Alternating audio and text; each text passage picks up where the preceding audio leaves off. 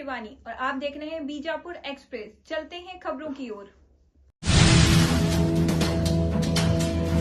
30ನೇ ತಾರೀಕು ಗುರುವಾರ ಬೆಳಗ್ಗೆ 11 ಗಂಟೆಗೆ ಸಿದ್ದೇಶ್ವರ ದೇವಸ್ಥಾನದಿಂದ ಹೊರಟಂತ ಬೃಹತ್ ವಿದ್ಯಾರ್ಥಿಗಳ ಪ್ರತಿಭಟನಾ ಮೆರವಣಿಗೆ ಜಿಲ್ಲಾಧಿಕಾರಿಗಳನ್ನ ಕಚೇರಿ ತಲುಪಿ ಅಲ್ಲಿ ಸಮಾಪ್ತ ಆಗಲಿದೆ. ಅಲ್ಲಿ ಎಲ್ಲ ನಮ್ಮ ಹೋರಾಟದ ಮುಖಂಡರು ಈ ಒಂದು ಇದರ ಬಗ್ಗೆ ಮಾತನಾಡಿದ್ದಾರೆ. ಅಲ್ಲಿ ಸಮಾಪ್ತಿ ಆಗ್ತದೆ. ಮತ್ತೊಮ್ಮೆ ಎಲ್ಲ ಪತ್ರಿಕಾ ಮಾಧ್ಯಮದ ಸ್ನೇಹಿತರಿಗೆ ವೈಯಕ್ತಿಕವಾಗಿ ನನ್ನ ಪರವಾಗಿ ಕೂಡ ಸ್ವಾಗತವನ್ನು ಮಾಡ್ತಾ, ಈ ಜಿಲ್ಲೆಯ ಎಲ್ಲ ಪ್ರಗತಿಪರ ವಿಚಾರ ಹೊಂದಂತ ಎಲ್ಲ ಮುಖಂಡರೊಂದಿಗೆ ನಾವೆಲ್ಲರೂ ಕೂಡ ಸಮಾಲೋಚನೆ ಮಾಡಿ ಈ ಒಂದು ಪತ್ರಿಕಾಗೋಷ್ಠಿಯನ್ನ ಕರಿಬೇಕಂತ ನಿರ್ಧಾರ ಮಾಡಿದ್ದೇವೆ. ಆ ಪ್ರಕಾರ ನಮ್ಮ ಆಮಂತ್ರಣದ ಮೇರೆಗೆ ಬಂದಂತ ಎಲ್ಲರನ್ನ ಸ್ವಾಗತ ಮತ್ತೊಮ್ಮೆ ಮಾಡ್ತಾ, ಈ ದೇಶದ ಲಕ್ಷಾಂತರ ಯುವಕರ ಭವಿಷ್ಯದೊಂದಿಗೆ ಚೆಲ್ಲಾಟವಾಡುವಂತ ಕೇಂದ್ರ ಸರ್ಕಾರದ ವಿರುದ್ಧ 22.8 ಲಕ್ಷ ನೀಟ್ ಪರೀಕ್ಷೆ ಕಟ್ಟಿದಂತ ವಿದ್ಯಾರ್ಥಿಗಳು ಈ ನೀಟ್ ಹಗರಣದ ವಿರುದ್ಧ ಪ್ರತಿಭಟನೆಗಳಿದ್ದು ನಿಮಗೆಲ್ಲ ಗೊತ್ತಿರುವಂತ ವಿಷಯ. ಈ ಒಂದು ನೀಟ್ ಹಗರಣದ ಆಘಾತದಿಂದ ಸುಮಾರು 22 ವಿದ್ಯಾರ್ಥಿಗಳು ಆತ್ಮಹತ್ಯೆ ಮಾಡಿಕೊಂಡಿರೋದು, ಈ ಎಲ್ಲ ಒಟ್ಟಾರೆ ಈ ವ್ಯವಸ್ಥೆಯ ವಿರುದ್ಧ ಮತ್ತು ದೇಶದಲ್ಲಿ ಒಂದು ಅಮೂಲಾಗ್ರವಾಗಿ ಶಿಕ್ಷಣ ವ್ಯವಸ್ಥೆ ಬದಲಾಗಬೇಕು ಅಂತ ಹೇಳಿ ಯುವಕರು ತಮ್ಮ ಭವಿಷ್ಯಕ್ಕಾಗಿ ಏನು ದಿಲ್ಲಿಯ ಜಂತರ್ ಮಂತರ್ನಲ್ಲಿ ಹೋರಾಟವನ್ನು ಮಾಡ್ತಾ ಇದ್ದಾರೆ. ಆ ಹೋರಾಟಕ್ಕೆ ಸ್ಪಂದನೆ ಮಾಡದೆ, ತಮ್ಮ ಜವಾಬ್ದಾರಿಯನ್ನು ನಿಭಾಯಿಸದೆ, ಕೇವಲ ತಮ್ಮ ಅಹಂಕಾರ ಮತ್ತು ಹಠಮಾರಿತನದಿಂದ ಕೇಂದ್ರದ ಮೋದಿ ಸರ್ಕಾರ ಏನು ವರ್ತಿಸ್ತಾ ಇದೆ ಮತ್ತು ತಮ್ಮ ಹಕ್ಕುಗಳಿಗಾಗಿ, ತಮ್ಮ ಭವಿಷ್ಯಕ್ಕಾಗಿ ಈ ಒಂದು ವ್ಯವಸ್ಥೆ ಸುಧಾರಿಸಬೇಕಾಗ್ಲಿ ಮತ್ತು ಈ ಒಂದು ಶಿಕ್ಷಣ ಇಲಾಖೆಯ ಜವಾಬ್ದಾರಿಯನ್ನು ಹೊತ್ತಂತ ಧರ್ಮೇಂದ್ರ ಪ್ರಧಾನ್ ಅವರು ತಮ್ಮ ಹೊಣೆಗೇಡಿತನದಿಂದ ಇದನ್ನ ಅತ್ಯಂತ ಗಂಭೀರವಾಗಿ ತೆಗೆದುಕೊಳ್ಳದೇನೆ ಇದು ಪೇಪರ್ ಲೀಕ್ ಆಗಿದ್ದರ ಸಲುವಾಗಿ ಅವರು ಬೇಜವಾಬ್ದಾರಿತನದಿಂದ ವರ್ತಿಸಿದ್ದಾರೆ. ಅವರ ರಾಜೀನಾಮೆ ಕೇಳಿ ದಿಲ್ಲಿಯಲ್ಲಿ ಹೋರಾಟ ನಡೀತಾ ಇದೆ. ಇವತ್ತು ಇಷ್ಟೊಂದು ತಿಂಗಳಿನಿಂದ ಹೋರಾಟ ನಡೀತಾ ಇದ್ರು ಕೂಡ ಅದಕ್ಕೆ ಸ್ಪಂದನೆ ಮಾಡದೆ, ಅದಕ್ಕೆ ಪ್ರತಿಯಾಗಿ ಆ ವಿದ್ಯಾರ್ಥಿಗಳ ಮೇಲೆ ಅತ್ಯಂತ ಮಾರಣಾಂತಿಕ ಹಲ್ಲೆಯನ್ನು ಮಾಡಿದ್ದನ್ನು ನಾವೆಲ್ಲ ಇವತ್ತು ಖಂಡಿಸ್ತಾ ಇದ್ದೀವಿ. ಮತ್ತು ನಿನ್ನೆ ನಾನು ಮಾಧ್ಯಮದಲ್ಲಿ ನೋಡಿದೆ, ಕೆಲವು ವಿದ್ಯಾರ್ಥಿದು ಕಣ್ಣು ಹೋಗ್ಬಿಟ್ಟಿದೆ, ಒಂದು ಕಣ್ಣೇ ಹೋಗ್ಬಿಟ್ಟಿದೆ, ಶಾಶ್ವತವಾಗಿ ಕಣ್ಣು ಕಳ್ಕೊಂಡಿದ್ದಾನೆ ಒಬ್ಬ ವಿದ್ಯಾರ್ಥಿ. ಆಮೇಲೆ ಸಾಕಷ್ಟು ಸಾವಿರಾರು ವಿದ್ಯಾರ್ಥಿಗಳು ಕೈ ಕಾಲು ಎಲ್ಲ ಮುರ್ಕೊಂಡಿದ್ದಾರೆ, ತಲೆ ಹೊಡೆದಿದ್ದಾರೆ, ರಕ್ತ ಬರುವಂತ ಗಂಭೀರವಾಗಿ ಹಲ್ಲೆ ಗಾಯ ಆಗಿದ್ದಾವೆ.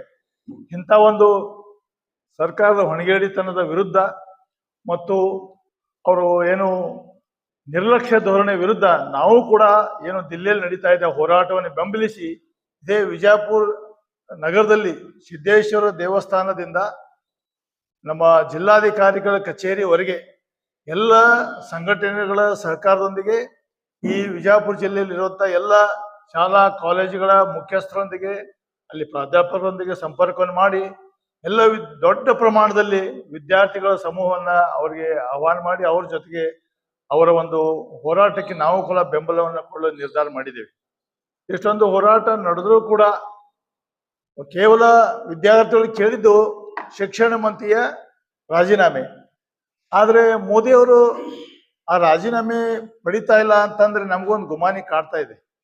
ಮೋದಿಯವ್ರದ್ದು ಏನಾದ್ರೂ ಒಂದು ರಹಸ್ಯ ಅಥವಾ ಒಂದು ಖಾಸಗಿ ವಿಚಾರ ಏನಾದ್ರು ಪ್ರಧಾನ ಕೈಯಲ್ಲಿ ಐತೋ ಹೆಂಗೋ, ಅಷ್ಟಾಕ ಒಂದು ಪ್ರಧಾನನ ಒಂದು ಇದು ಮಾಡ್ಲಿಕ್ಕೆ ಅವ್ರು ಹೆದರ್ತಾ ಇದ್ದಾರೆ ಅನ್ನೋಂಥದ್ದು ನಮಗೆ ಗುಮಾನಿ ಬರ್ತಾ ಇದೆ. ಅದಕ್ಕಾಗಿ ನಾವು ತಮ್ಮೆಲ್ಲರ ಸಹಕಾರವನ್ನು ಕೂಡ ಈ ಸಂದರ್ಭದಲ್ಲಿ ನಾವು ಕೇಳ್ತಾ, ಇದು ಯಾವ ಪಕ್ಷದ ಪರ ಅನ್ನೋಲ್ಲ, ಯಾವ ವ್ಯಕ್ತಿ ಪರ ಅನ್ನೋಲ್ಲ, ಇದನ್ನಲ್ಲ, ಒಂದು ವ್ಯವಸ್ಥೆಯ ವಿರುದ್ಧ ಇದು. ಅದಕ್ಕಾಗಿ ಇವರು ನಾವು ಈಗಾಗಲೇ ಈ ನೀಟ್ ಬಗ್ಗೆ ಸಂಸತ್ನಲ್ಲಿ ಮೋದಿಯವರು 2024ರಲ್ಲಿ 2 ಬಾರಿ ಸಂಸತ್ತನ್ನು ಉದ್ದೇಶಿಸಿ ಹೇಳಿದ್ದಾರೆ, ನಾವು ಅತ್ಯಂತ ಕಠಿಣ ಕಾನೂನು ತಂದಿದ್ದೇವೆ, ಅತ್ಯಂತ ಉಗ್ರವಾಗಿ ಅವ್ರನ್ನ ಶಿಕ್ಷೆ ಕೊಡ್ತೇವೆ ಅಂತ ಹೇಳಿ ಈ ಹಿಂದೆ 2 ಸಲ ಲೀಕ್ ಆದಾಗೂ ಕೂಡ ಹೇಳಿದ್ರು. ಇವತ್ತು ತಮ್ಮ ಬೇಜವಾಬ್ದಾರಿಯನ್ನು ಮರೆತು ಅದನ್ನ ಉಡಾಫೆ ಹೇಳಿದ್ರು ಬಿಟ್ಬಿಟ್ರು ಅಷ್ಟೇ. ಯಾವ ಕಠಿಣ ಕಾನೂನು ತಂದಿಲ್ಲ, ಯಾರ ಮೇಲೆ ಉಗ್ರ ಶಿಕ್ಷೆನೂ ಆಗಿಲ್ಲ. ಹೀಗಾಗಿ ಅವರು ಅದನ್ನ ಮುಂದುವರ್ಸ್ಕೊಂಡು ಹೋಗ್ತಾ ಇದ್ದಾರೆ. ಹೀಗಾಗಿ ಇದು ಏನು ಭವಿಷ್ಯದ ಒಂದು ನಾಗರಿಕರು ಅಥವಾ ಭವ್ಯ ಭಾರತದ ಒಂದು ವಿದ್ಯಾರ್ಥಿಗಳ ಜೀವನ ಜೊತೆ ಚೆಲ್ಲಾಟ ಆಡುವಂತ ಸರ್ಕಾರದ ವಿರುದ್ಧ ನಾವೆಲ್ಲರೂ ಧರ್ಮೇಂದ್ರ ಈಗ ಇಲ್ಲಿ ತನಕ ಇನ್ನು 2 ದಿನ ಮಾತ್ರ ನಾವು ಧರ್ಮೇಂದ್ರ ಪ್ರಧಾನನ ಇದು ಕೇಳ್ತೀವಿ. ಅದರ ನಂತರ ಮೋದಿ ರಾಜೀನಾಮೆಗೆ ಒತ್ತಾಯಿಸಬೇಕಾಗ್ತದೆ. ಈ 2-3 ದಿನದಲ್ಲಿ ಏನಾದ್ರು ಬೆಳವಣಿಗೆ ಆಗಿ ಅವ್ರು ಕೊಡದೇ ಇದ್ರೆ. ಅದಕ್ಕಾಗಿ ಇಂಥ ಒಂದು ಎಚ್ಚರಿಕೆಯನ್ನು ಕೂಡ ಕೊಡ್ತಾ ಈ ತಾವು ಈ ಒಂದು ಇದಕ್ಕೆ ಎಲ್ಲರ ಸಹಕಾರದೊಂದಿಗೆ ನಾವು ಮಾಡ್ತಾ ಇರೋದಕ್ಕೆ ತಾವು ಕೂಡ ಬೆಂಬಲ ಇರ್ಲಿ ಅನ್ನಂತ ಒಂದು ಮನವಿಯನ್ನು ಈ ಸಂದರ್ಭದಲ್ಲಿ ಮಾಡ್ಲಿಕ್ಕೆ ಇಚ್ಛೆ ಪಡ್ತೇನೆ. ನಮಸ್ಕಾರ. ಜಂತರ್ ಮಂತರ್ನಲ್ಲಿ ವಿದ್ಯಾರ್ಥಿಗಳ ಒಂದು ಹೋರಾಟ ಆರಂಭ ಆಗಿದೆ. ಆರಂಭದಲ್ಲಿ ಕಾಕ್ರೋಚ್ ಜನತಾ ಪಾರ್ಟಿ ಅನ್ನುವಂತ ಒಂದು ಸಂಘಟನೆ ಮುಖಾಂತರ ಈ ಹೋರಾಟ ಪ್ರಾರಂಭ ಆಗಿ ಅದಕ್ಕೆ ಖ್ಯಾತ ಪರಿಸರವಾದಿಗಳು, ಶಿಕ್ಷಣ ಸುಧಾರಕರು ಆಗಿರ್ತಕ್ಕಂಥ ಸೋನಂ ವಾಂಗ್ಚುಕ್ ಅವರು ಆ ಪ್ರತಿಭಟನೆಗೆ ಬೆಂಬಲ ನೀಡಿದ ನಂತರ ಅದಕ್ಕೆ ಸಿಕ್ಕಾಪಟ್ಟೆ ಮಹತ್ವ ಬಂದಿದ್ದನ್ನು ನಾವು ನೀವೆಲ್ಲ ನೋಡಿದ್ದೀವಿ. ಅವರು ಉಪ ಸತ್ಯಾಗ್ರಹವನ್ನ ಪ್ರಾರಂಭ ಮಾಡಿದ ಮೇಲೆ ನೀವೆಲ್ಲ ಗಮನಿಸಿದ್ದೀರಿ. ಅವರನ್ನ ಹೆಂಗ ಎತ್ಕೊಂಡು ಹೋದ್ರಪ್ಪ ಅಂದ್ರೆ ಪೊಲೀಸರು ಈಗ ಚಾದರ್ ಒಳಗ ಸುತ್ತಕೊಂಡು ಹೆಣ ಒಯ್ದಂಗ ಒಯ್ದ್ರ ಅವ್ರನ್ನ. ಯಾವಾಗ ಸೋನಂ ವಾಂಗ್ಚುಕ್ ಅವರ ಅಲ್ಲಿ ಫೋರ್ಸಬಲಿ ಅವ್ರನ್ನ ಎತ್ತಂಗಡಿ ಮಾಡ್ಲಾಯ್ತು, ಅವಾಗಿಂದ ವಿದ್ಯಾರ್ಥಿಗಳ ಆಕ್ರೋಶ ಕಟ್ಟೆ ಹೊಡೆದು ಜೂನ್ 20ನೇ ತಾರೀಕು ಸಂಸತ್ ಚಲೋ ಕಾರ್ಯಕ್ರಮವನ್ನ ಘೋಷಣೆ ಮಾಡಿರ್ತಕ್ಕಂಥ ಸಂದರ್ಭದಲ್ಲಿ ವಿದ್ಯಾರ್ಥಿಗಳು ಲಕ್ಷಾಂತರ ಸಂಖ್ಯೆಯಲ್ಲಿ ದೆಹಲಿ ತುಂಬ ವ್ಯಾಪಿಸಿಕೊಂಡು ಸಂಸತ್ ಭವನ ಕಡೆ ಹೋಗುವಂತ ಒಂದು ಪ್ರಯತ್ನ ಮಾಡುವಂತ ಸಂದರ್ಭದಲ್ಲಿ ದಿಲ್ಲಿ ಪೊಲೀಸರು ನಿರ್ದಾಕ್ಷಿಣ್ಯವಾಗಿ ಅಮಾನವೀಯತೆ ಕ್ರೂರತೆಯಿಂದ ಆ ಹುಡುಗರ ಮೇಲೆ ಲಾಠಿ ಚಾರ್ಜ್ ಅನ್ನ ಬೀಸಿದ್ರು. ಅಲ್ಲಿ ಪೊಲೀಸರು ಮಾತ್ರ ಅಲ್ಲ, RSS ನ ಗುಂಡಾಗಳು ಕೂಡ ಅದರಲ್ಲಿ ಪೊಲೀಸರ ಜೊತೆ ಸಾಥ್ ಕೊಟ್ಟಿದ್ರು. ಬಾಡಿಗೆ ಗುಂಡಾಗಳನ್ನ ಅಲ್ಲಿ ಹಿಡ್ಕೊಂಡು ತಂದು ಲಾಠಿ ಚಾರ್ಜ್ ಮಾಡ್ಲಾಯ್ತು. ಲಾಠಿ ಒಂದು ತುದಿಗೆ ಮೊಳೆಗಳನ್ನು ಬಡಿದು ಆ ವಿದ್ಯಾರ್ಥಿಗಳ ಮೇಲೆ ಒಬ್ಬ ಅಧಿಕಾರಿ ಒಂದು ಹುಡುಗಿಯ ಪ್ರೈವೇಟ್ ಪಾರ್ಟಿಗೆ ಲಾಠಿಯನ್ನ ತೂರುವಂತ ಅಮಾನವೀಯವಾದಂಥ ಕೃತ್ಯವನ್ನ ಪೊಲೀಸರು ಅಲ್ಲಿ ಮಾಡಿದರು. ಆದರೆ ಅಷ್ಟಾದರೂ ಕೂಡ ವಿದ್ಯಾರ್ಥಿಗಳು ಹೆದರದೆ ಎದೆ ಕೊಟ್ಟು ನಿಂತದ್ದನ್ನು ನಾವು ನೋಡ್ತಾ ಇದ್ದೇವೆ. ಆ ವಿದ್ಯಾರ್ಥಿಗಳ ಬಗ್ಗೆ ನಮಗೆ ತುಂಬಾ ಅಭಿಮಾನ ಅನ್ನಿಸ್ತಾ ಇದೆ. ಇವತ್ತು ಕೂಡ ಹಗಲು ರಾತ್ರಿ ಅನ್ನೋದೇ ಲಕ್ಷಾಂತರ ವಿದ್ಯಾರ್ಥಿಗಳು ಜಂತರ್ ಮಂತರ್ನಲ್ಲಿ ಇದ್ದಾರೆ. ಅವರಿಗೆ ಯಾರೋ ಊಟ ಕೊಡ್ತಾ ಇದ್ದಾರೆ, ಯಾರೋ ನೀರು ಕೊಡ್ತಾ ಇದ್ದಾರೆ, ಯಾರೋ ಏನೇನೋ ಅವರಿಗೆ ಬೇಕಾದಂತ ವ್ಯವಸ್ಥೆಯನ್ನ ಕಲ್ಪಿಸ್ತಾ ಇದ್ದಾರೆ. ಬೇರೆ ಬೇರೆದವರು ಎಲ್ಲೋ ಮಾರಾಟದಲ್ಲಿ ಕುಂತ ಅಲ್ಲಿ ಜೊಮ್ಯಾಟೊ ಆರ್ಡರ್ ಮಾಡಿ ಊಟ ಕಳಿಸ್ತಾ ಇದ್ದಾರೆ. ಅಷ್ಟಾದರೂ ಕೂಡ ಈ ಸರ್ಕಾರ ಧರ್ಮೇಂದ್ರ ಪ್ರಧಾನ್ನ ರಾಜೀನಾಮೆ ಪಡೋದಕ್ಕೆ ತಯಾರಿಲ್ಲ. ಹಾಗೆ ಆ ವಿದ್ಯಾರ್ಥಿಗಳಿಗೆ ಏನು 22 ಜನ ವಿದ್ಯಾರ್ಥಿಗಳು ಆತ್ಮಹತ್ಯೆ ಮಾಡ್ಕೊಂಡಿದ್ದಾರೆ ನೀಟ್ ಪರೀಕ್ಷೆ ನಂತರ, ಆ ಮೃತಪಟ್ಟಂತ ವಿದ್ಯಾರ್ಥಿಗಳಿಗೆ 1 ಕೋಟಿ ರೂಪಾಯಿ ಪರಿಹಾರ ಕೊಡ್ಬೇಕನ್ನುವಂತ ಒಂದು ಡಿಮಾಂಡ್ ಇದೆ. ಕೇವಲ 3 ಡಿಮಾಂಡ್ ಇಟ್ಟುಕೊಂಡು ಅಲ್ಲಿ ವಿದ್ಯಾರ್ಥಿಗಳು ಹೋರಾಟ ಮಾಡ್ತಾ ಇದ್ದಾರೆ.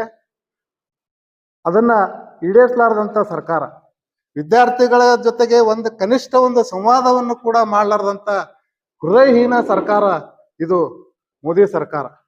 ಆದರೆ ನಿನ್ನೆ ರಾತ್ರಿ ಮೋದಿಯವರು 12 ಗಂಟೆಗೆ ರೀಲ್ ಮಾಡಿದ್ದಾರೆ. ಮೊಟ್ಟ ಮೊದಲ ಬಾರಿಗೆ ಇಡೀ ದೇಶದ ಇತಿಹಾಸದಲ್ಲಿ ಮೊಟ್ಟ ಮೊದಲ ಬಾರಿಗೆ ಒಬ್ಬ ಪ್ರಧಾನಮಂತ್ರಿ ರೀಲ್ ಮುಖಾಂತರ ವಿದ್ಯಾರ್ಥಿಗಳ ಮನವಿ ಮಾಡ್ಕೋತಾನ. ಆದ್ರೆ ಆ ವಿದ್ಯಾರ್ಥಿಗಳ ಬಗ್ಗೆ ಏನೋ ಮಾತಾಡೋದಿಲ್ಲ. ನೀಟ್ ಬಗ್ಗೆ ನಾವು ಕ್ರಮ ತಗೊಂಡಿವಿ, ಅಷ್ಟು ಜನರನ್ನ ಬಂಧಿಸಿವಿ, ಇಟ್ಟು ಬಂಧಿಸಿವಿ, ಕಠಿಣ ಕಾನೂನು ತರ್ತೀವಿ ಅಂತ ಹೇಳ್ತಾರೆ. ಆದ್ರ ಯಾವಾಗ ವಿದ್ಯಾರ್ಥಿಗಳು ಏನು ಬೇಡಿಕೆ ಇಟ್ಟಿದ್ದಾರೆ ಅದರ ಬಗ್ಗೆ ಪ್ರಧಾನಮಂತ್ರಿಗಳು ಮಾತಾಡ್ತಾ ಇಲ್ಲ ಆ ರೀಲ್ ನಲ್ಲಿ. ನೀವೆಲ್ಲ ಅದನ್ನ ಗಮನಿಸಿದ್ದೀರಿ. ಆದ್ರೆ ಈ ಹೋರಾಟ ಸರ್ಕಾರದ ನಿದ್ದೆಗೆಡಿಸಿರೋದಂತೂ ನಿಜ. ಒಬ್ಬ ಪ್ರಧಾನಮಂತ್ರಿ 12 ಗಂಟೆಗೆ ಒಂದು ರೀಲ್ ಮಾಡಿ ಬಿಡ್ತಾನಪ್ಪ ಅಂತಂದ್ರೆ ವಿದ್ಯಾರ್ಥಿಗಳ ಹೋರಾಟದ ಪರಿಣಾಮ ಎಷ್ಟರ ಮಟ್ಟಿಗೆ ಸರ್ಕಾರಕ್ಕೆ ಬಿಸಿ ತಟ್ಟಿದೆ ಅನ್ನುವಂಥದ್ದು ನಾವು ಇಲ್ಲಿ ನೋಡ್ಬೋದು. ಕೇವಲ ಜಂತರ್ ಮಂತರ್ ಅಷ್ಟೇ ಅಲ್ಲ, ಮುಂಬೈನಲ್ಲಿ, ಬಿಹಾರ್ ಪಾಟ್ನಾನಲ್ಲಿ, ಕಲ್ಕತ್ತಾದಲ್ಲಿ, ನಮ್ಮ ಬೆಂಗಳೂರಿನಲ್ಲಿ ಕೂಡ ಫ್ರೀಡಂ ಪಾರ್ಕ್ ನಲ್ಲಿ ಸಾಕಷ್ಟು ಕಡೆ ಹೋರಾಟ ನಡೆದಿದೆ. ಅಲ್ಲಿ ಕೂಡ ಪೊಲೀಸರು ತಮ್ಮ ದೌರ್ಜನ್ಯವನ್ನ ಮಾಡ್ತಾ ಇದ್ದಾರೆ, ಮಕ್ಕಳ ಮೇಲೆ ಲಾಠಿ ಬೀಸ್ತಾ ಇದ್ದಾರೆ. ಯಾಕೆ ಇಷ್ಟೊಂದು ಕ್ರೂರತನ? ಯಾಕೆ ಬ್ರಿಟಿಷ್ ಸರ್ಕಾರ ಕೂಡ ಈ ತರ ಮಾಡಿಲ್ಲ. ಸ್ವಾತಂತ್ರ್ಯ ಹೋರಾಟಗಾರರ ಮೇಲೆ ಮಾತುಕತೆಗೆ ಬರ್ತಿದ್ರು. ಗಾಂಧೀಜಿಯವರು ಉಪವಾಸ ಕುಂತಾಗ ಬ್ರಿಟಿಷ್ ಸರ್ಕಾರ ಅಲ್ಲಿ ಮಾತುಕತೆಗೆ ಬಂದಿದೆ. ಆದ್ರೆ ನಿಮಗೆ ಏನಾಗಿದೆ? ಈ ಎಲ್ಲ ಪೊಲೀಸ್ ದೌರ್ಜನ್ಯವನ್ನು ನಾವು ಖಂಡಿಸ್ತಾ ಇವತ್ತು ಬಿಜಾಪುರ ಜಿಲ್ಲೆಯಲ್ಲಿ ನಾವೊಂದು ಬೃಹತ್ ಪ್ರಮಾಣದ ಪ್ರತಿಭಟನಾ ಮೆರವಣಿಗೆಯನ್ನು ಮಾಡಬೇಕಂತ ವಿಚಾರ ಇಟ್ಟುಕೊಂಡಿದ್ದೀವಿ. ಇದರಲ್ಲಿ ವಿದ್ಯಾರ್ಥಿ ಸಂಘಟನೆಗಳು, ದಲಿತ ಸಂಘಟನೆಗಳು, ರೈತ ಸಂಘಟನೆಗಳು, ಪ್ರಗತಿಪರ ಚಿಂತಕರ ಸಂಘಟನೆಗಳು, ಬೇರೆ ಬೇರೆ ಎಲ್ಲ ಕಾರ್ಮಿಕ ಸಂಘಟನೆಗಳು, ಮಹಿಳಾ ಸಂಘಟನೆಗಳು ಕೂಡ ಈ ಹೋರಾಟದಲ್ಲಿ ಭಾಗಿಯಾಗ್ತಾ ಇದ್ದಾರೆ. 30ನೇ ತಾರೀಕು ಸಿದ್ದೇಶ್ವರ ಗುಡಿಯಿಂದ ಜಿಲ್ಲಾಧಿಕಾರಿ ಕಚೇರಿವರೆಗೆ ಸಾವಿರಾರು ಸಂಖ್ಯೆಯಲ್ಲಿ ವಿದ್ಯಾರ್ಥಿಗಳು ಮತ್ತು ಪ್ರಗತಿಪರ ಚಿಂತಕರು ಆ ಹೋರಾಟದಲ್ಲಿ ಭಾಗಿಯಾಗ್ತಾ ಇದ್ದಾರೆ. ಅದಕ್ಕೆ ತಮ್ಮದೆಲ್ಲ ಸಹಕಾರ ತುಂಬ ಬೇಕಾಗ್ತದೆ. ತಾವು ಈ ವಿದ್ಯಾರ್ಥಿಗಳ ಪರವಾಗಿ ನಿಲ್ಲುವಂಥ ಒಂದು ವಿಚಾರದಲ್ಲಿ ತಾವು ಕೂಡ ನಮಗೆ ಸಹಕಾರ ನೀಡಬೇಕಂತೇಳಿ ನಾನು ಈ ಸಂದರ್ಭದಲ್ಲಿ ತಮ್ಮಲ್ಲಿ ಕೂಡ ಮನವಿ ಮಾಡಿಕೊಳ್ತೀನಿ. ಈಗ ನಮ್ಮ ಹಿರಿಯರಾಗಿರ್ತಕ್ಕಂಥ ದೇಶಾದ್ಯಂತ ಬಿಜೆಪಿ ಏನು ಇದು ಮಾಡ್ತಾ ಇದೆ, ಇವರನ್ನು ದೇಶ ವಿರೋಧಿಗಳು ಅಂತ ಬಿಂಬಿಸ್ತಾ ಇದೆ. ಆ ಪ್ರಯತ್ನಗಳು ನಡೆದಿದೆ. ನಿನ್ನೆನೂ ಸಹ ಇಲ್ಲಿ ಒಂದು ಪ್ರೊಟೆಸ್ಟ್ ಆಯ್ತು. ಅದಕ್ಕೆ ನಿಮ್ಮ ಕೆಲವು ಸಣ್ಣ ಪುಟ್ಟ ಪ್ರತಿರೋಧನೂ ಆಯ್ತು. ಇದ್ರ ಬಗ್ಗೆ ನಿಮ್ಮ ಧರಣಿಯಲ್ಲಿ ಆ ಸಂಬಂಧಪಟ್ಟಂಗೆ ಏನು ಪ್ರಸ್ತಾಪ ಇರಲ್ಲ? ಪ್ರಸ್ತಾಪ ಇರುತ್ತೆ. ನೀವೇ ಪ್ರಶ್ನೆ ಮಾಡ್ಬೇಕಿದು ದೇಶದ್ರೋಹಿಗಳ ಕೆಲಸನ ಏನಂತ ಹೇಳಿ. ಈಗ ನೋಡ್ರಿ ಸರ, ಯಾರ ದೇಶದ್ರೋಹಿಗಳು? ಈ ಜಂತರ್ ಮಂತರ ಏನು ಪ್ರತಿಭಟನೆ ನಡೆದಿದೆ ಇದರಲ್ಲಿ ನೀವು ಗಮನಿಸಬಹುದು. ಯಾರು ಈ ದೇಶವನ್ನ ಜಾತಿ ಧರ್ಮದ ಮುಖಾಂತರ ಒಡೆದು ವಿಭಜನೆ ಮಾಡಿ ಆಳ್ತಕ್ಕಂತ ಒಂದು ಪಕ್ಷ, ಇವತ್ತಲ್ಲಿ ನೀವು ಜಂತರ್ ಮಂತರ್ನಲ್ಲಿ ಹೋಗಿ ನೋಡಿದ್ರೆ ಅಲ್ಲಿ ಪ್ರತಿಯೊಂದು ಧರ್ಮದವರಿದ್ದಾರೆ, ಪ್ರತಿಯೊಂದು ಜಾತಿಯವರಿದ್ದಾರೆ, ಪ್ರತಿಯೊಂದು ಸಮುದಾಯದವರು ಅಲ್ಲಿ ಭಾಗವಹಿಸಿದ್ದಾರೆ. ಒಂದು ಬಹುತ್ವದ ಭಾರತವನ್ನ ನಾವು ಅಲ್ಲಿ ಹೋರಾಟದಲ್ಲಿ ಕಾಣ್ತಾ ಇದ್ದೀವಿ. ನೀವು ಏನು ಧರ್ಮದ ಆಧಾರದ ಮೇಲೆ, ಜಾತಿ ಆಧಾರದ ಮೇಲೆ ಸಮಾಜವನ್ನು ಒಡೆದು ನೀವು ಅದರ ಫೈದಾ ತಗೊಂಡು ನೀವು ಸರ್ಕಾರ ಮಾಡಿದ ಆಡಳಿತ ಮಾಡ್ತಾ ಇದ್ದೀರಲ್ಲ, ಅಲ್ಲಿ ನೀವು ನೋಡ್ಬೇಕಲ್ಲ. ಅಲ್ಲಿ ಯಾರು ಕೂಡ ಅಲ್ಲಿ ವಿದೇಶಿ ಫಂಡಿಂಗ್ ಆಲಕತ್ತದ ಅಂತ ಹೇಳ್ತಾರ, ಬೇರೆ ಬೇರೆ ದೇಶದ್ರೋಹ ಮಾಡ್ತಾರ ಅಂತ ಹೇಳ್ತಾರ. ಯಾರು ದೇಶದ್ರೋಹಿಗಳು? ನೀವು 50 ವರ್ಷಗಟ್ಲೆ ನೀವು RSS ಕಚೇರಿ ಮೇಲೆ ಒಂದು ನ್ಯಾಷನಲ್ ಫ್ಲಾಗ್ ಹಾಸಿಲ್ಲ. ನೀವು ದೇಶ ಪ್ರೇಮಿಗಳ? 50 ವರ್ಷ ಬೇಕಾಯ್ತು ನಿಮಗೆ. 50 ವರ್ಷದ ಮೇಲೆ ನೀವು ರಾಷ್ಟ್ರಧ್ವಜನ ನಿಮ್ಮ ಕಚೇರಿ ಮೇಲೆ ಹಾರ್ತೀರಿ. ನೀವು ದೇಶದ್ರೋಹಿಗಳು, ಅಲ್ಲಿ ಹೋರಾಟ ಮಾಡ್ತಿರೋ ದೇಶದ್ರೋಹಿಗಳು. ಅದನ್ನ ಅವರು ಆತ್ಮಾವಲೋಕನ ಮಾಡ್ಕೋಬೇಕಲ್ಲ. ಒಂದು 30ನೇ ತಾರೀಕಿನ ಒಳಗಾಗಿ ದಿಲ್ಲಿ ಜಂತರ್ ಹೋರಾಟ ಕಾಲ್ ಆಫ್ ಆದ್ರೂ ಕೂಡ, ರಾಜೀನಾಮೆ ಧರ್ಮೇಂದ್ರ ಪ್ರಧಾನ್ ಕೊಟ್ಟರು ಕೂಡ ನಮ್ಮ ಹೋರಾಟ ನಡೀತದೆ. ಯಾಕಂದ್ರೆ ನಾವೆಲ್ಲರೂ ಕೂಡ ನಿರ್ಣಯ ಮಾಡಿದ್ದೆ, ನೀಟ್ ವ್ಯವಸ್ಥೆ ರದ್ದಾಗಬೇಕು ಅಂತ ಆದ್ರೂ ಕೂಡ ನಾವು ನಮ್ಮ ಟೋಟಲಿ ನೀಟ್ ಸಿಸ್ಟಮೇ ಕ್ಲೋಸ್ ಬೇಡ. NTA ಅದು ಅದು ಸರಿ ಇಲ್ಲ. ಆ ಬೇಡಿಕೆ ಇಟ್ಟರು ನಾವು 30ಕ್ಕೆ ಮಾಡೋರು. ಏನಾದ್ರೂ ಆಗಲಿ, ರಾಜೀನಾಮೆ ಕಾಲ್ ಆಫ್, ಅದಕ್ಕೆ ನಮ್ಗೆ ನಮ್ಮ ಹೋರಾಟಕ್ಕೆ ಸಂಬಂಧ ಇಲ್ಲ. ಇದು ನಮ್ಮ ಹೋರಾಟ 30ಕ್ಕೆ ಖಚಿತ ಇದೆ. ಕೇಂದ್ರದ ಬಿಜೆಪಿ ಸರ್ಕಾರ ಏನು ಪ್ರಧಾನಮಂತ್ರಿ ನರೇಂದ್ರ ಮೋದಿ ಅವರು ಇದ್ದಾರೆ, ನಾವು ಕೇವಲ ತಿಳ್ಕೊಂಡಿದ್ದೇವೆ ಅವರು ಕೇಂದ್ರ ಸರ್ಕಾರ ಈ ದೇಶದ ರೈತ ವಿರೋಧಿ ಕೆಲಸ ಮಾಡ್ತಾರಂತ ಅಷ್ಟೇ ತಿಳ್ಕೊಂಡಿದ್ದೇವೆ ನಾವು. ಆದರೆ ಇತ್ತೀಚಿನ ದಿನಗಳಲ್ಲಿ ಈ ದೇಶದ ವಿದ್ಯಾರ್ಥಿನಿಯರ ಭವಿಷ್ಯದ ಮೇಲೆ ಕೊಡ್ಲಿ ಪೆಟ್ಟು ಹಾಕಿ ವಿದ್ಯಾರ್ಥಿ ವಿರೋಧಿ ಅಂತಕ್ಕಂಥ ಒಂದು ಪಟ್ಟವನ್ನು ಕೂಡ ಕಟ್ಟಿಕೊಂಡಿದ್ದಾರೆ ಇವತ್ತಿನ ದಿವಸ ಕೇಂದ್ರ ಸರ್ಕಾರ. ಕಳೆದ ತಿಂಗಳು 20ನೇ ತಾರೀಕಿನಿಂದ ಇಲ್ಲಿವರೆಗೂ ಕೂಡ ಹಗಲು ರಾತ್ರಿ ಚಳಿ ಮಳೆ ಅನ್ನದೆ ವಿದ್ಯಾರ್ಥಿನಿಯರು ಜಂತರ್ ಮಂತರ್ನಲ್ಲಿ ಧರಣಿ ಸತ್ಯಾಗ್ರಹ ಮಾಡ್ಕೋತ ಬಂದಿದ್ದರು. ಏನು ನೀಟ್ ಪತ್ರಿಕೆ ಸೋರಿಕೆಯಿಂದಾಗಿ ವಿದ್ಯಾರ್ಥಿಗಳ ಭವಿಷ್ಯ ಮಣ್ಣು ಪಾಲಾಗಬಾರ್ದು, ನಮಗೆ ಅನ್ಯಾಯ ಆಗ್ತದೆ ತಿಳ್ಕೊಂಡು ಅದನ್ನು ವಿರೋಧಿಸಿ ಸೋನಮ್ ಅವರು ನಡೆಸ್ತಕ್ಕಂಥ ಒಂದು ಧರಣಿ ಸಂದರ್ಭದಲ್ಲಿ ಈಗ ಸಾಮಾಜಿಕವಾಗಿ ನ್ಯಾಯ ಕೊಡಿಸ್ಬೇಕಾದ್ರೆ ಈ ಕೊನೆಗೆ ಅಂದ್ರೆ ಜೀವನದ ಕೊನೆಘಟ್ಟವನ್ನು ನಾಮೋನುಪ ಸತ್ಯಾಗ ಹೋರಾಟಗಾರರಿಗೆ ಸಣ್ಣ ಪುಟ್ಟ ಹೋರಾಟ ಮನವಿ ಕೊಟ್ಟರೆ ಇವರು ಬಗ್ಗುವುದಿಲ್ಲ. ಯಾಕಂದ್ರೆ ಶರ್ಮ ದಪ್ಪಾಗಿ ಅವರಿಗೆ ಕೊನೆಯದೆಲ್ಲ ಆಮೋನುಪ ಸತ್ಯಾಗರು ಕೂತಿದ್ದಾರೆ. ಇನ್ನೇನು ಸತ್ತಿಗಿತ್ತಾನು ಸತ್ರ ನಾಳೆ ನಮಗೆ ಕೇಂದ್ರ ಸರ್ಕಾರ ಗುಬೆ ಬಂದು ಅಧಿಕಾರ ಹೋಗ್ತದೆ ಅಂತಕ್ಕಂಥದ್ದು ಭಯದಿಂದಾಗಿ ಪೊಲೀಸ್ ಇಲಾಖೆಯವ್ರನ್ನ ಬಿಟ್ಟು ಅವ್ರನ್ನ ಹೊತ್ಕೊಂಡು ಹೋಗಿದ್ದಾರೆ. ಅವ್ನು ಕರ್ಕೊಂಡು ಹೋಗ್ಬೇಕಾದ್ರೆ ಒಂದು ಪದ್ಧತಿ ಅದು. ಒಬ್ಬ ಹೋರಾಟಗಾರರಿಗೆ ಯಾವ ರೀತಿ ಇವ್ರು ಗೌರವ ತೋರಿಸ್ತಾರ ಸರ್ಕಾರ? ನೀಟಾಗಿ ಅವರಿಗೆ ಮನವೊಲಿಸಿ ಕರ್ಕೊಂಡು ಹೋಗ್ಬೇಕು. ಇಲ್ಲ ನಾವು ಅದ್ರ ಬಗ್ಗೆ ನಿರ್ಣಯ ತಗೋತೇವೆ, ಕ್ರಮ ಕೈಗೊಳ್ತೇವೆ ತಿಳ್ಕೊಂಡು ಯಾವ್ದು ಮನವೊಲಿಸುವಂತೆ ಕೆಲಸ ಮಾಡ್ಬೇಕು. ಇವನ ಪೊಲೀಸ್ ಇಲಾಖೆಯವ್ರನ್ನ ತಗೊಂಡು ಒಂಥರ ನಾಯಿ ಥರ ಇವತ್ತು ಅವ್ರು ಸುತ್ತಕೊಂಡು ಸತ್ತ ನಾಯಿ ನಡ್ಕೊಂಡು ಹೋಗುವಂಥ ನಿಟ್ಟಿನಲ್ಲಿ ಒಬ್ಬ ದೊಡ್ಡ ಹೋರಾಟಗಾರನ ತೊಗೊಂಡು ಹೋಗ್ತಾರಪ್ಪ ಅಂತಂದ್ರೆ ಇವ್ರಿಗೇನು ಮೋದಿಯವ್ರಿಗೆ ಏನಾದ್ರು ಸ್ವಲ್ಪ ಮಾನ ಮರ್ಯಾದೆ ಏನಾದರೂ ಐತಿ ಅಂತ ನಾವು ಪ್ರಶ್ನೆ ಮಾಡ್ಬೇಕಾಗ್ತದೆ. ವಿದ್ಯಾರ್ಥಿಗಳ ಜೊತೆ ಇವತ್ತು ಜೀವನ ಜೊತೆ ಚೆಲ್ಲಾಟ ಆಡ್ತಾರಪ್ಪ ಅಂತಂದ್ರೆ ಇವ್ರು ಯಾರಿಗೋಸ್ಕರ ಅಧಿಕಾರ ಮಾಡಕತ್ತಾರ? ಓಟ್ ಕೊಟ್ಟವ್ರು ಯಾರು? ಅಧಿಕಾರ ಕೊಟ್ಟರು ಜನ ಅಲ್ಲ ಇವ್ರಿಗೆ. ಅದನ್ನ ಮರೆತು ಇವತ್ತು ಮನಸ್ಸಿಗೆ ಬಂದಂಗೆ ಆಡಳಿತ ನಡೆಸೋದು, ಹೋರಾಟವನ್ನು ಹತ್ತಿಕ್ಕೋದು, ಹೋರಾಟ ಗಂಭೀರತೆ ಸ್ವರೂಪ ಪಡಿತಪ್ಪ ನಾವು ಪೊಲೀಸ್ ಇಲಾಖೆ ಮುಂದೆ ಬಿಟ್ಟು ಅವ್ರ ಮೇಲೆ ಲಾಠಿ ಚಾರ್ಜ್ ಮಾಡಿಸಿ ಓಡಿಸುವಂಥ ಕೆಲಸ ಮಾಡೋದು. ಈ ಒಂದು ನೀಟ್ ವಿಷಯದಲ್ಲಿ ಏನು ಪತ್ರಿಕೆ ಸೋರಿಕೆ ಆಗಿದೆ, ಪ್ರತಿಭಾವಂತ ವಿದ್ಯಾರ್ಥಿಗಳು ಮನನೊಂದು ಇವತ್ತು 22 ವಿದ್ಯಾರ್ಥಿಗಳು ಆತ್ಮಹತ್ಯೆ ಮಾಡ್ಕೊಂಡಿದ್ದಾರೆ. ಇದು ನಿಜವಾಗಿ ನಾವು ಆತ್ಮಹತ್ಯೆ ಹೇಳಂಗಿಲ್ಲ, ಆತ್ಮಹತ್ಯೆ ಹೇಳೋದಿಲ್ಲ. ಕೇಂದ್ರ ಸರ್ಕಾರ ವಿದ್ಯಾರ್ಥಿಗಳ ಕೊಲೆಯನ್ನು ಮಾಡಿದೆ ಅಂತ ನಾವು ಹೇಳ್ಬೇಕಾಗ್ತದೆ ಈ ಸಂದರ್ಭದಲ್ಲಿ. ಇದು ಸರ್ಕಾರ ಮಾಡಿರ್ತಕ್ಕಂಥ ಕೊಲೆ ಇದು ವಿದ್ಯಾರ್ಥಿಗಳು. ವಿದ್ಯಾರ್ಥಿ ಅಂದ್ರೆ ಈ ದೇಶದ ಭವಿಷ್ಯವನ್ನ ನಿರ್ಧಾರ ಮಾಡತಕ್ಕಂಥವ್ರು ಮುಂದಿನ ದಿನಮಾನಗಳಲ್ಲಿ. ಅಂತ ವಿದ್ಯಾರ್ಥಿಗಳನ್ನ ಇವತ್ತು ಇವ್ರು ಸಾಯಿಸಿದಾರಲ್ಲ, ಕೊಲೆ ಮಾಡಿದಾರಲ್ಲ, ಇದಕ್ಕೆ ಏನು ಉತ್ತರ ಹೇಳ್ತಾರೆ ಪ್ರಧಾನಿಯವರು? ಕೂಡಲೇ ಸಾಮೂಹಿಕವಾಗಿ ನೀವು ರಾಜೀನಾಮೆ ಕೊಡಬೇಕು. ನಿಮಗೆ ಯೋಗ್ಯತೆ ಇಲ್ಲ, ಈ ದೇಶ ನಡೆಸುವಂಥ ಯೋಗ್ಯತೆ ನಿಮಗಿಲ್ಲ. ಮಾತೆತ್ತೇನು ಕಾರ್ಪೊರೇಟ್ ಕಂಪನಿಗಳ ಪರವಾಗಿ ನೀವು ಕೆಲಸ ಮಾಡ್ತೀರಿ ಹೊರತಾಗಿ ಈ ದೇಶದ ಜನ ಪರವಾಗಿ, ರೈತ ಪರವಾಗಿಲ್ಲ, ವಿದ್ಯಾರ್ಥಿಗಳ ಪರವಾಗಿನೂ ನೀವಿಲ್ಲ. ಅವ್ರೇನು ಕೇಳ್ತಾರೆ? ನಮಗೆ ಅನ್ಯಾಯ ಆಗ್ತದೆ ಸೋರಿಕೆಯಿಂದ, ಅದನ್ನು ತಡೆಗಟ್ಟಿ ಯಾರು ಸೋರಿಕೆ ಮಾಡಿದಾರೋ ಅವ್ರ ಮೇಲೆ ಕಾನೂನು ನಿಟ್ಟಿನ ಕ್ರಮ ಕೈಗೊಳ್ಳುತ್ತೆ ಹೇಳಿದ್ದಾರೆ. ಆದ್ರೆ ಮೋದಿಯವರು ಕೇವಲ ಭಾಷಣಕ್ಕೆ ಸೀಮಿತ ಆಗಿದ್ದಾರೆ, ಆದ್ರೆ ಯಾವುದೇ ಕೃತಿಯಲ್ಲಿ ಅವ್ರ ಹತ್ರ ಇಲ್ಲ. ನಾವು ಕಟ್ಟುನಿಟ್ಟಿನ ಕಾನೂನನ್ನ ಜಾರಿಗೆ ತಂದಿದ್ದು ತಿಳಿದ್ದಾರೆ. ಕಾನೂನು ಕೇವಲ ಪುಸ್ತಕದಲ್ಲಿ ಸೀಮಿತ ಹೊರತಾಗಿ ಅದನ್ನು ಜಾರಿಗೆ ತರಲಿಕ್ಕೆ ತಯಾರಿಲ್ಲ. ಕೂಡಲೇ ತಮ್ಮ ಸ್ಥಾನಕ್ಕೆ ರಾಜೀನಾಮೆ ಕೊಡುವಂತ ಪ್ರಸಂಗನೂ ಬರ್ತದ. ಯಾಕೆ ಇಡೀ ದೇಶದ ಜನರು ರೊಚ್ಚಿಗಿದ್ದಾರೆ, ಎದ್ದಿದ್ದಾರೆ, ವಿದ್ಯಾರ್ಥಿಗಳು ಕೂಡ.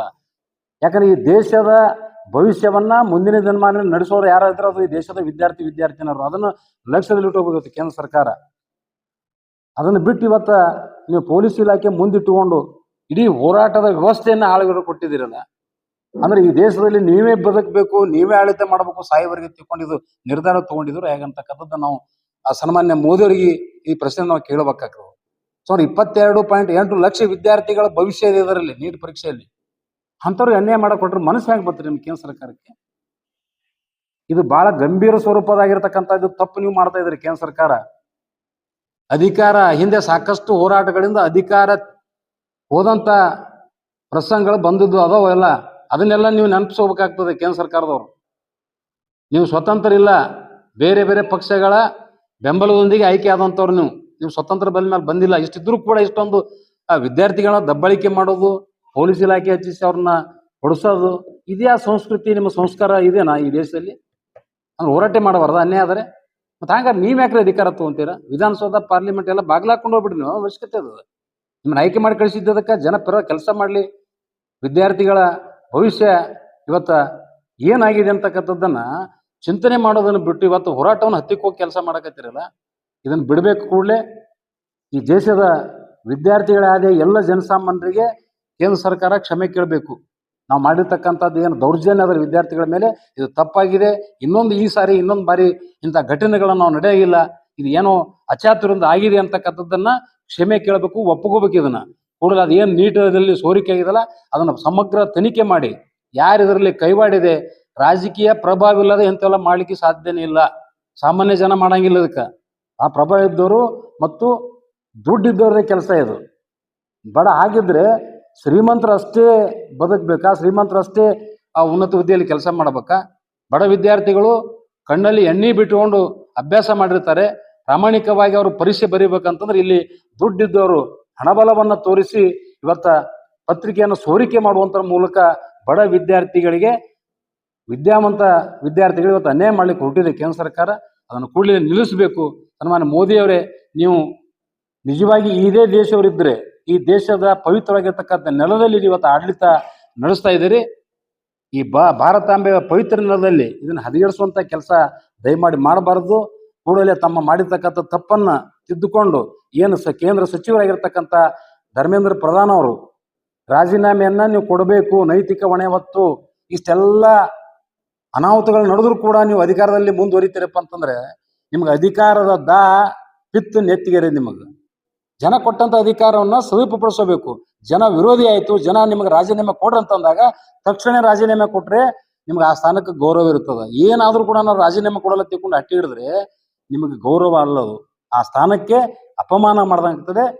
ಅದ ಕಾರಣಕ್ಕಾಗಿ ಕೂಡಲೇ ಅವರ ರಾಜೀನಾಮೆಯನ್ನ ಪ್ರಧಾನಮಂತ್ರಿಯವರು ಪಡೆದುಕೊಂಡು ಕ್ಷಮೆ ಕೇಳಬೇಕು, ಇದನ್ನು ಸರಿಪಡಿಸುವಂತ ಕೆಲಸ ಮಾಡಬೇಕು. ಆ ನಿಟ್ಟಿನಲ್ಲಿ ವಿಜಯಪುರ ಜಿಲ್ಲೆ ಎಲ್ಲ ಪ್ರಗತಿಪರ ಸಂಘಟನೆಗಳು ಒಗ್ಗೂಡಿ ಇದೇ ತಿಂಗಳ 30ನೇ ತಾರೀಕಿನ ದಿವಸ ಸಿದ್ದೇಶ್ವರ ದೇವಸ್ಥಾನದಿಂದ ಸಾವಿರಾರು ವಿದ್ಯಾರ್ಥಿಗಳ ಸಮೂಹದೊಂದಿಗೆ ಎಲ್ಲ ರೈತಪರ ಸಂಘಟನೆಗಳ ಬೆಂಬಲದೊಂದಿಗೆ ಮೆರವಣಿಗೆ ಮೂಲಕ ಜಿಲ್ಲಾಧಿಕಾರಿಗಳ ಕಚೇರಿ ತಲುಪಿ ಜಿಲ್ಲಾಡಳಿತ ಮೂಲಕ ಕೇಂದ್ರ ಸರ್ಕಾರಕ್ಕೆ ಮತ್ತು ರಾಷ್ಟ್ರಪತಿಯವರಿಗೆ ಮನವಿ ಕೊಡುವಂತ ಕೆಲಸ ನಾವು ಮಾಡ್ತೇವೆ ಅಂತಕ್ಕಂಥ ಮಾತನ್ನ ಈ ಸಂದರ್ಭದಲ್ಲಿ ಹೇಳ್ತೇವೆ. ಹೆಚ್ಚಿನ ಸಂಖ್ಯೆಯಲ್ಲಿ ಆಗಮಿಸಬೇಕಂತಕ್ಕಂಥದ್ದು ನನ್ನ ಮನವಿಯನ್ನು ಮಾಡ್ತೇವೆ. ಅವರು ತಪ್ಪು ಆಗ್ತಿರ್ತಾವಲ್ಲ, ಅದಾದ್ಮೇಲೆ ಫಾಸ್ಟ್ ಟ್ರ್ಯಾಕ್ ಕೋರ್ಟ್ ಆಗ್ತಿರ್ತದೆ. ಅಂದ್ರೆ ಮೋದಿ ಅವರು ಹೇಳ್ತಾರೆ ಮುಂದಿನ ದಿನಗಳಲ್ಲೂ ಕೂಡ ನೀಟ್ ಪೇಪರ್ ಲೀಕ್ ಆಗ್ತಾವೆ, ಅದಕ್ಕೆ ನಾವು ಅದಕ್ಕೋಸ್ಕರ ನಾವು ಫಾಸ್ಟ್ ಟ್ರ್ಯಾಕ್ ಕೋರ್ಟ್ ನಾವು ನಿರ್ಮಾಣ ಮಾಡ್ತೀವಿ. ಅಂದ್ರೆ ಅವ್ರಿಗೆ ನೀಟ್ ಪೇಪರ್ ಲೀಕ್ ಅಷ್ಟೇ ಇಲ್ಲ, ಬೇರೆ ಸೆಂಟ್ರಲ್ ಗೌರ್ಮೆಂಟ್ ಪೇಪರ್ ಲೀಕ್ನು ಆಗ್ತಾ ಮುಂದೆ, ಅದಕ್ಕೆ ನಾವು ಫಾಸ್ಟ್ ಟ್ರ್ಯಾಕ್ ಕೋರ್ಟ್ ನಾವು ಪರ್ಮನೆಂಟ್ ಆಗಿ ಮಾಡ್ತೀವಿ ಅಂತ ಹೇಳ್ತಿದ್ದಾರೆ. ಅಂದ್ರೆ ಇವರಿಗೆ ನೀಟ್ ಪೇಪರ್ ಲೀಕ್ ನಿಲ್ಲಿಸುವಂತ ಇವರ ಪ್ರಯತ್ನ ಇಲ್ಲ. ಅಂದ್ರೆ ಯಾರು ಇದನ್ನ ಮಾಡಿದ್ದಾರೆ ಅವ್ರನ್ನ ಅರೆಸ್ಟ್ ಮಾಡಿಬಿಟ್ಟು ಅವ್ರನ್ನ ಬಂಧನ ಮಾಡಿಬಿಟ್ಟು ಇವರು ಬಲಿಕ ಬಕ್ರ ಅಂತ ಹೇಳ್ತಾರಲ್ಲ. ಈಗ ನೋಡಿ, ಸೆಕ್ರೆಟರಿ ಎಜುಕೇಶನ್ ಡಿಪಾರ್ಟ್ಮೆಂಟ್ ಅವ್ರನ್ನ ಟ್ರಾನ್ಸ್ಫರ್ ಮಾಡಿದ್ದಾರೆ, ಅವಶ್ಯಕತೆ ಇರಲಿಲ್ಲ. ನಿನ್ನೆ 47 NTS ಸಿಬ್ಬಂದಿಗಳಿಗೆ ವಜಾ ಮಾಡಿದ್ದಾರೆ. ಮೇನ್ ಕೊಡಬೇಕಾಗಿತ್ತು ಡಿಮ್ಯಾಂಡ್ ಏನಿದೆ ವಿದ್ಯಾರ್ಥಿಗಳದು, ಡಿಮ್ಯಾಂಡ್ ಇರೋದು education department, minister of education Dharmendra Pradhan ಅವರ ರಾಜೀನಾಮೆ ಕೇಳ್ತಿದ್ದಾರೆ. ಆದ್ರೆ ಇವರು ಅವ್ರನ್ನ ತೊಳೆದ್ಬಿಟ್ಟು ಕೆಳಗಿನವ್ರು ತೋತಿದ್ದಾರೆ. ಯಾಕೆ? ಇವ್ರ ನೈತಿಕ ಹೊಣೆ ಇಲ್ವಾ ಇವ್ರದ್ದು? ಸೊ ಧರ್ಮೇಂದ್ರ ಇವ್ರದ್ದು ಟೋಟಲ್ 3 ಡಿಮ್ಯಾಂಡ್ಸ್ ಇದೆ. ಒಂದು ಧರ್ಮೇಂದ್ರ ಪ್ರಧಾನ್ ರಾಜೀನಾಮೆ, ಎರಡನೇದು ಸೂಸೈಡ್ ಮಾಡ್ಕೊಳ್ಳುವಂತ ವಿದ್ಯಾರ್ಥಿಗಳಿಗೆ 1 ಕೋಟಿ ಪರಿಹಾರ, ಆಮೇಲೆ ಮೂರನೇದು ಮೊನ್ನೆ ದೆಹಲಿ ಜಂತರ್ ಮಂತರ್ನಲ್ಲಿ ನಡೆದಂತ ವಿದ್ಯಾರ್ಥಿಗಳ ಮೇಲೆ ದೌರ್ಜನ್ಯ ನಡೆದಿದೆ, ಅವ್ರ ಮೇಲೆ ಮಾಡಿದಂತ FIRಗಳು ಏನ್ ಮಾಡಿದ್ದಾರೆ ಅದನ್ನೆಲ್ಲ ವಿಡ್ರಾ ಮಾಡ್ಕೋಬೇಕು. ಈ 3 ಮೇನ್ ಡಿಮ್ಯಾಂಡ್ದಿಂದ CJP ಪ್ರತಿಭಟನಾಕಾರರು ಕೇಂದ್ರ ಸರ್ಕಾರ ಮುಂದಿಟ್ಟಿದೆ. ಆದರೆ ಅವರು ಯಾವುದಕ್ಕೂ ಒಪ್ತಾ ಇಲ್ಲ. ಅದಕ್ಕೆ ಅವ್ರು ಹೇಳಿದ್ದಾರೆ ಧರ್ಮೇಂದ್ರ ಪ್ರಧಾನ್ ರಿಸೈನ್ ಮಾಡುವವರೆಗೂ ನಮ್ಮ ಪ್ರತಿಭಟನೆ ಮುಂದುವರಿಯುತ್ತೆ. ಅವರು ಯಾವುದೇ ಡಿಮ್ಯಾಂಡ್ ಬಗೆಹರಿಸೋದು first demand will be the resignation of Dharmendra Pradhan. So ಅದು ಆಗಲೇಬೇಕಾಗಿದೆ. ಸೊ ಈ ಒಂದು ವಿಷಯದ ಮೇಲೆ ನಾಳೆ ಗುರುವಾರ 30ನೇ ತಾರೀಕಿಗೆ ಸಿದ್ದೇಶ್ವರಗುಡಿಯಿಂದ ಜಿಲ್ಲಾಧಿಕಾರಿ ಕಚೇರಿವರೆಗೂ ಒಂದು ಬೃಹತ್ ಪ್ರತಿಭಟನೆ ಮೆರವಣಿಗೆ ವಿದ್ಯಾರ್ಥಿಗಳ ಸಮೂಹದೊಂದಿಗೆ ಒಂದು ಮಾಡುವುದು ಎಲ್ಲರೂ ಅಲ್ಲಿ ಇಚ್ಛಿಸಿದ್ದೀವಿ. ಮಾಧ್ಯಮ ಮಿತ್ರರು ಅವತ್ತು ಎಲ್ಲ ಬಂದು ಇದನ್ನೆಲ್ಲ ಪ್ರಸಾರ ಮಾಡಬೇಕಂತೇಳಿ ತಮ್ಮಲ್ಲಿ ಕಳ್ಕಳಿ ವಿನಂತಿ. ಧನ್ಯವಾದ.